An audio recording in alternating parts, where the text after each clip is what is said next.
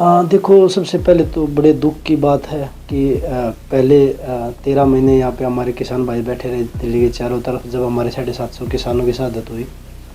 अभी पिछले 9-10 महीने से दोबारा से जो आंदोलन चल रहा है खनौरी बॉर्डर पे और शंभू बॉर्डर पे, उनके जब वो आ रहे थे शांतिपूर्वक आ रहे थे, आज भी वो 9-10 महीने से शांति प्रिय बैठे हैं।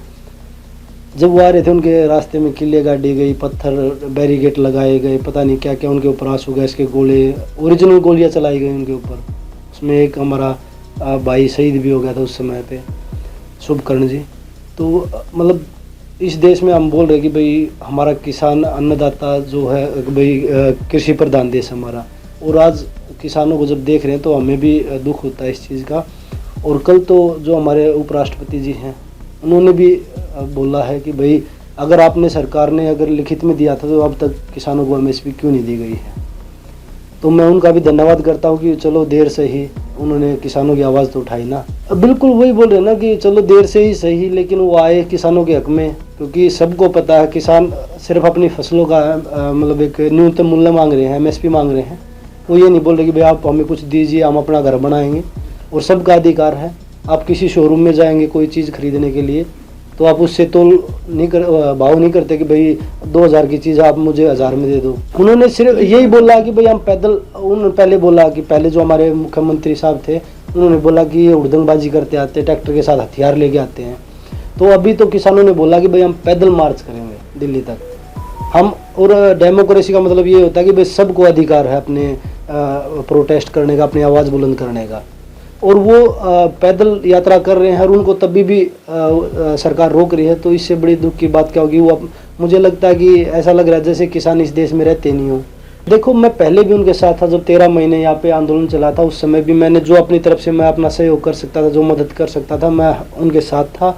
और पीछे जब वो शंभू बॉर्डर पे बैठे हैं जब भी मैं उनके साथ था, और आगे भी मैं किसानों के साथ रहूँ, क्योंकि मैं खुद किसान का बेटा हूँ। और जहाँ पे भी मेरी ज़रूरत होगी हम उनके साथ हर कदम पे उनके साथ खड़े हैं। और जो वो मेरी ड्यूटी लगाएंगे, किसान जो हमारे उनके जो सीनियर लीडर हैं वो जो हमारी ड्यूटी लगाएंगे उसके लिए हम तैयार मिलेंगे। बड़े दुख की बात है, क्योंकि वो सिर्फ उन लोगों से मिलने जा रहा है जिनके ऊपर अत्याचार हो रहे हैं, कि भाई उनकी फैमिली से जो उस घटना में जो छोड़ के अपनी फैमिली को चले गए हैं उनसे मिलने के लिए जा रहा था। लेकिन बॉर्डर पे उनको रोका गया है। वो लीडर ऑपोजिशन है तो उनको अधिकार था कि भाई वो जाके मिल सके।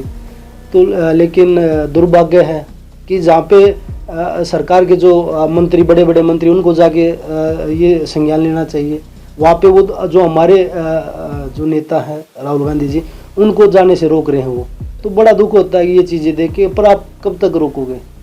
कभी तो आपको भी जनता जवाब देगी इस चीज़ का। देखो, मैं उनके ऊपर बात तो नहीं करना चाहता, क्योंकि उनको तो जनता ने नकार दिया था 2 बार। और वो मुझे लग रहा है कि भाई वो टीआरपी लेना चाहते हैं कि भाई खिलाड़ियों के ऊपर बोल के इधर से हम बोलेंगे तो उनको टीआरपी मिलेगी और लोग उनको देखेंगे।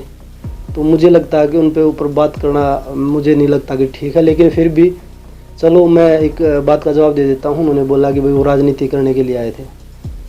आप अलग से मेडल लेके आए थे क्या? आप बीजेपी में गए। अगर हमें राजनीति करनी होती तो हम भी बीजेपी में जाके कर लेते। हमें बीजेपी मना कर रही थी।